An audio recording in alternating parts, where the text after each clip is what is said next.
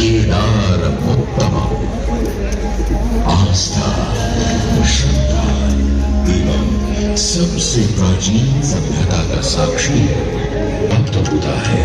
साथ ही साथ स्कंद पुराण के काशी खंड में भी जहां नव दुर्गा घाटों का वर्णन होता है, वहां भी ललिता घाट का नाम अंकित है।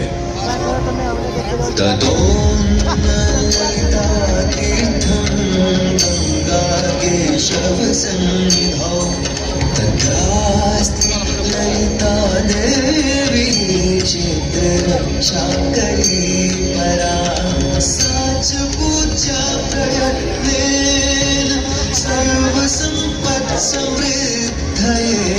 ललिता पूजकानां च जातु विघ्नो न जायते। कृष्णोदीयायां ललितां परिपूज्य वै नारी वा पुरुषो वापि लभते वाञ्छितं पदं स्नात्वा च ललितातीर्थे ललितां प्रणिपत्य वै लभेत् सर्वत्र लालित्यं यद्वा तद्वानुलभ्य च लभेत् सर्वत्र लालित्यं यद्वा तद्वानुलभ्य च। गंगा नदी के तट पर स्थित है ललिता तीर्थ, जहां क्षेत्र रक्षा करने वाली दुर्गा रूपी ललिता गौरी का निवास है, जिनकी सभी श्रद्धालु सर्व प्रकार संपत्ति लाभार्थ पूजा अर्चना करते हैं। इस घाट की सबसे विशेष बात यह है कि यहाँ शिव के साथ शक्ति के दर्शन भी श्रद्धालुओं को मिलते हैं। घाट के ऊपर गली में मां दुर्गा को समर्पित देवी ललिता का मंदिर विद्यमान है। साथ ही साथ यहाँ काष्ठ एवं ईंट से बना राजराजेश्वर मंदिर भी स्थापित है। भगवान शिव को समर्पित काशी में यह मंदिर नेपाल के पशुपति मंदिर का प्रतीक है। वर्तमान में सुशोभित यह ललिता घाट 3 भागों में विभक्त था। दक्षिण दिशा की ओर से चले तो नेपाली घाट, ललिता घाट एवं राजराजेश्वरी घाट। इनका उल्लेख सन 1930 में मोती चटर्जी ने किया था, जहां नेपाली घाट एवं ललिता घाट के पक्के निर्माण का श्रेय नेपाल के महाराजा बहादुर शाह को जाता है, तो वहीं राजराजेश्वरी घाट के निर्माण का श्रेय सिद्धगिरी जी को जाता है। कालांतर में नेपाली एवं राजराजेश्वरी घाट ललिता घाट में ही समाहित हो गए। ऐसी मान्यता है कि अश्विन मास की कृष्ण तृतीया के दिन ललिता तीर्थ में स्नान कर देवी के दर्शन करने से श्रद्धालुओं की सभी मनोकामनाएं पूर्ण होती हैं।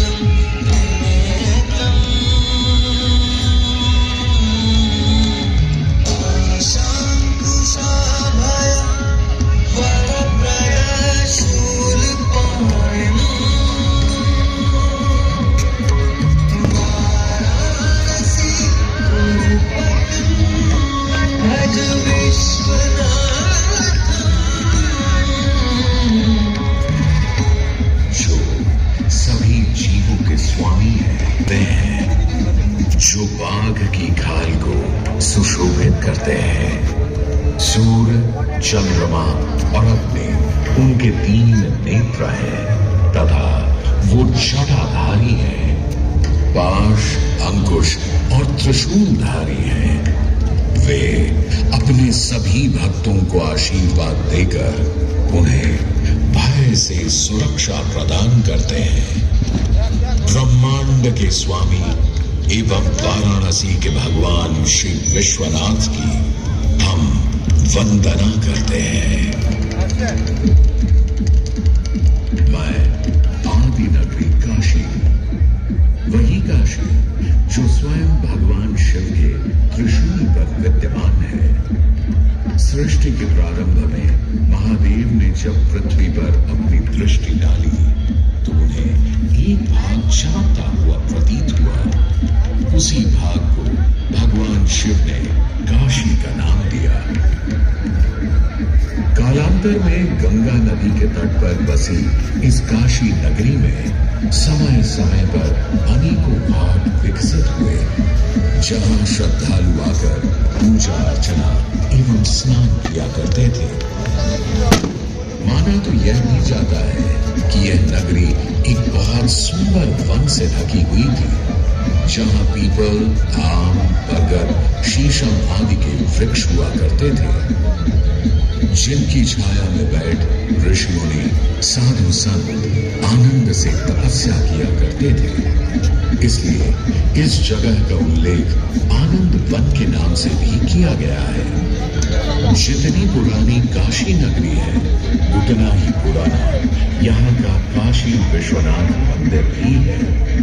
भगवान शिव को विश्वेश्वर, विश्वनाथ आदि नामों से भी संबोधित किया जाता है, जिनका अर्थ है संपूर्ण विश्व के स्वामी। किंवदंतियों की माने तो सृष्टि के आदि में जब भगवान शिव एवं मां पार्वती पृथ्वी का भ्रमण कर रहे थे, उन्हें यह स्थान बहुत प्रिय लगा। तब मां पार्वती को यहाँ कुछ समय रुकने की इच्छा हुई तो भगवान शिव अपने लिंग रूप में यहीं स्थापित हो गए। तभी से 12 ज्योतिर्लिंगों में इस मंदिर को विश्वेश्वर मंदिर के नाम से भी जाना जाने लगा, जहां भगवान शिव और माता पार्वती सदैव वास करते हैं। सदियों से इस पवित्र नगरी ने अनेक ऋषि मुनियों, तपस्वियों, धर्म गुरुओं आदि को अपनी ओर आकर्षित किया है। आदि शंकराचार्य एवं मंडन मिश्र ने इसी मंदिर के प्रांगण में बहुत समय व्यतीत किया। समय बदला, दौर बदला। भारत के स्वर्णिम काल पर विदेशी आक्रांताओं की नजर पड़ी, जिसे वे लूटने एवं सनातन संस्कृति को नष्ट करने के उद्देश्य से यहाँ आए। जब प्रथम बार गौरी ने आक्रमण किया, तब पृथ्वीराज चौहान ने उसे बुरी तरह पराजित किया था। अंत में उसने क्षमा मांगी और वचन दिया कि ऐसी गलती दोबारा कभी नहीं होगी। अतः पृथ्वीराज चौहान ने उसे छोड़ दिया। संभवतः यह एक दुर्भाग्यपूर्ण निर्णय था, क्योंकि अंततः गौरी ने पृथ्वीराज चौहान को धोखे से हराया। तत्पश्चात उनके साथ बहुत बुरा व्यवहार किया तथा उनकी दोनों आंखें भी निकाल दी। पृथ्वीराज की मृत्यु के उपरांत हिंदुओं का मनोबल कमजोर पड़ गया, जिसके परिणाम स्वरूप आतताइयों ने अन्य मंदिरों के साथ साथ विश्वनाथ मंदिर को भी क्षति पहुंचाई। यह ऐसा काला दौर था जिसके स्मरण करने मात्र से आंखें नम पड़ जाती हैं। परंतु समय सदा एक सा नहीं रहता और दुख के ये बादल भी सुख में बदलने वाले थे। एक धार्मिक सम्मेलन में राजा टोडरमल की भेंट नारायण भट्ट से हुई। नारायण भट्ट एक बहुत धनी व्यक्ति थे।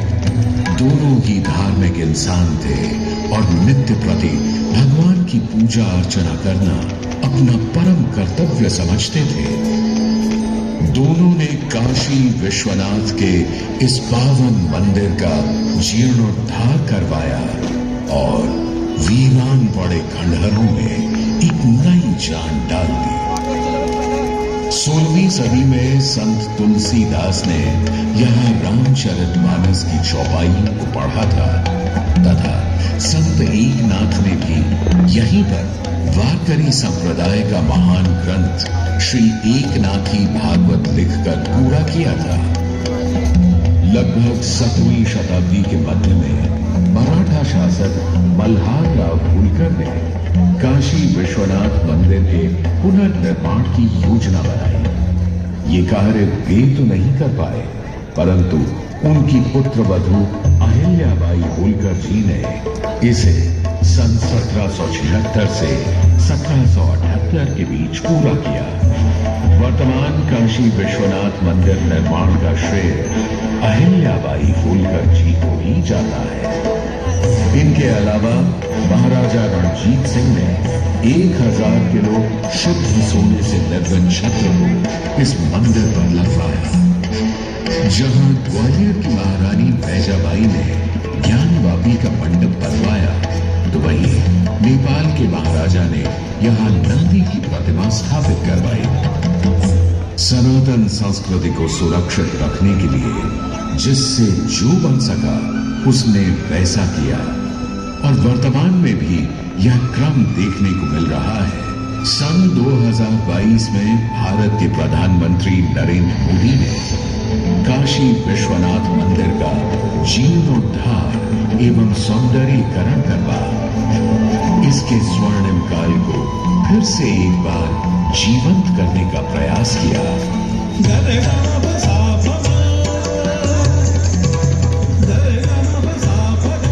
भगवान शिव को समर्पित काशी विश्वनाथ का यह पावन मंदिर सदियों से करोड़ों श्रद्धालुओं का प्रेरणा स्रोत रहा है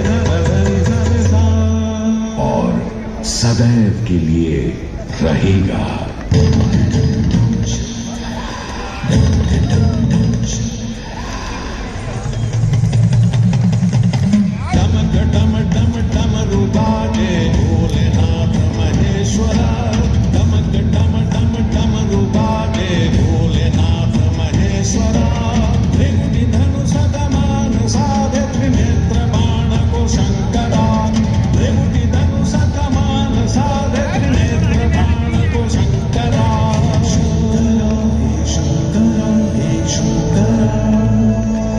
वाराणसी के हो बसैया हो पिता गजराज के,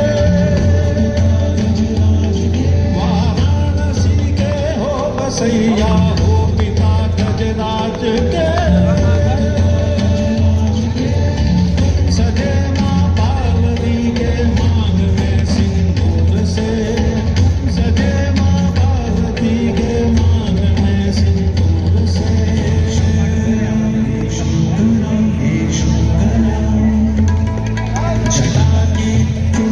लपेटे गंगा के सनवास दे,